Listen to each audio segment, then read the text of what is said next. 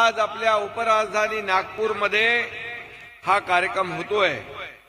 मला आता आमच्या अधिकाऱ्यांनी माहिती दिली की आतापर्यंत पहिल्या टप्प्यामध्ये माझ्या बहिणींनो 1,07,00,000 माझ्या बहिणींच्या खात्यात पैसे आपण वर्ग केले।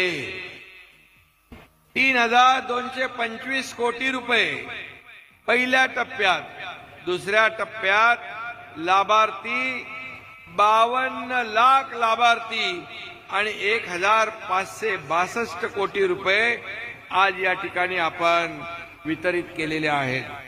मला वाटतं 1,60,00,000 आपण पोहोचलोय। मला मगाशी आमची छोटी बहीण मंत्री सांगत होती हे 2.5 कोटी पर्यंत या बहिणींच्या नोंदी जातील।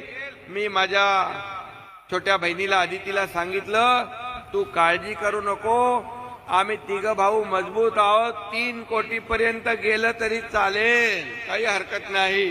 राज्यातील माझ्या करोडो बहिणींच्या चेहऱ्यावर जो आनंद आहे तो आनंद पाहिल्यानंतर खऱ्या अर्थाने सरकार म्हणून शासन म्हणून एक समाधान मिळतं की आपण काहीतरी लोकांच्या कामी येणाऱ्या योजना करतोय।